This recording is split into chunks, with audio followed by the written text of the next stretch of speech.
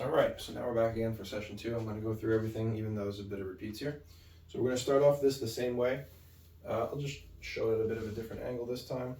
Might have better clarity. So the tibialis raises. I don't think that works.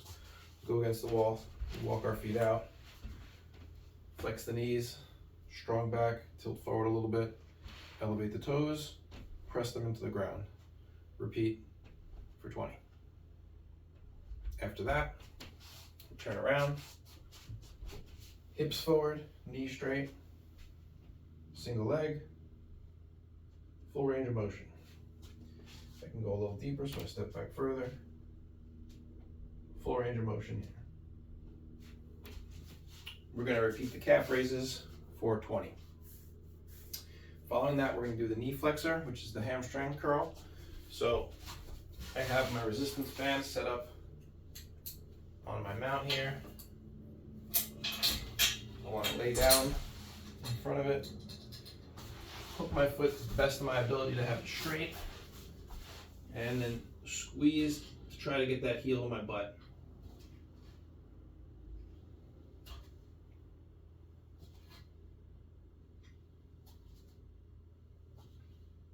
We're going to repeat that on each leg. Starting at 5, getting up to 10 times is ideal. If we don't have access to the resistance band, then we can do the Nordics, which I showed you, by anchoring my feet underneath the edge of my weight rack here. And then I come up, so I'm at about 90 degrees.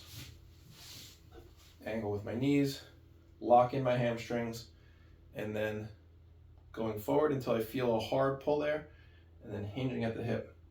Trying to get my face close, and then pulling with the hamstrings up to the top. Repeating for 5 here. And again, I should keep my hands in front of me to brace myself for the fall, should I fail.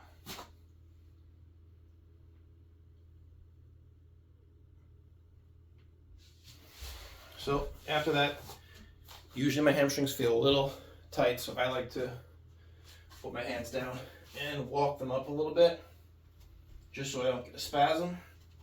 You can do this for 30 seconds to a minute. Following that, we're going to repeat those 3 times.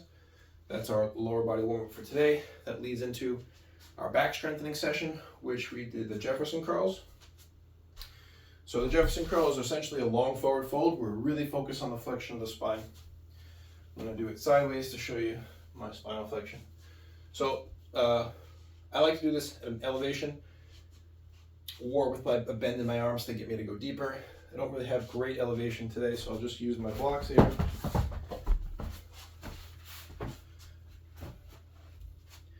A step would be better though, or 2.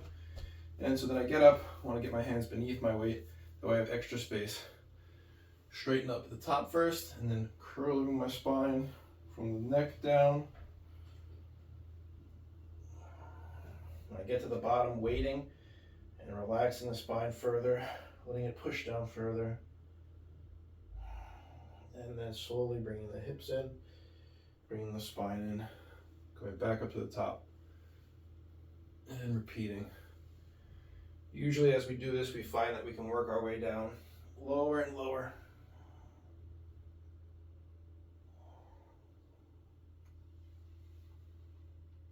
You can also hug it or hold it up higher to change a bit of the tension point in the back.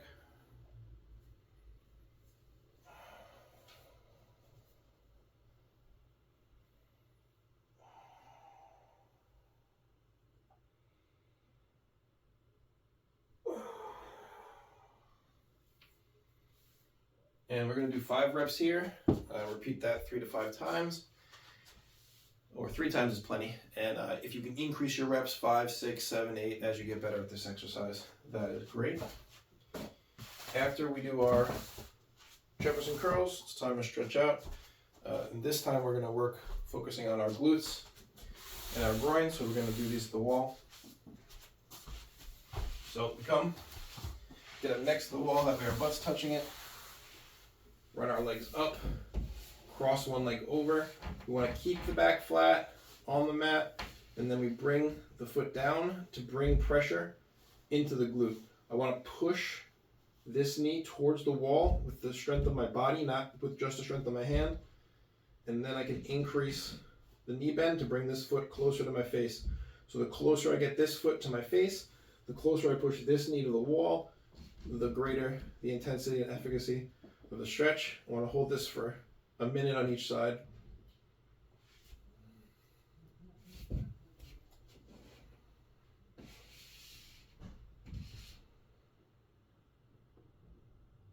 It's okay to add extra pressure by pushing here, but you do need to press there with your body, so that way after you push here, you can hold it there with your own mobility, not just with the pressure.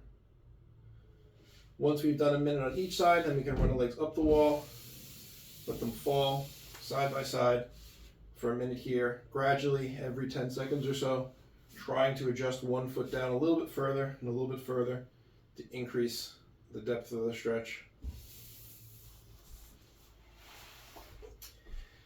And you can repeat those 2 to 3 times each to finish nice with your mobility. Get those sessions in, a few times a week, 4 times is ideal, giving a rest between each day. And if you ever feel up for it, you can do all 4 of the exercises that we did for warm-up, and along with doing both of the strengthening exercises for a bit of a longer session. You don't have to do as many reps then. Like I said before, a lot of these exercises mix and match, so there's really no wrong way to put them together. You just want to warm your body up before you do the more intense full body exercise, and then have some time afterwards to stretch.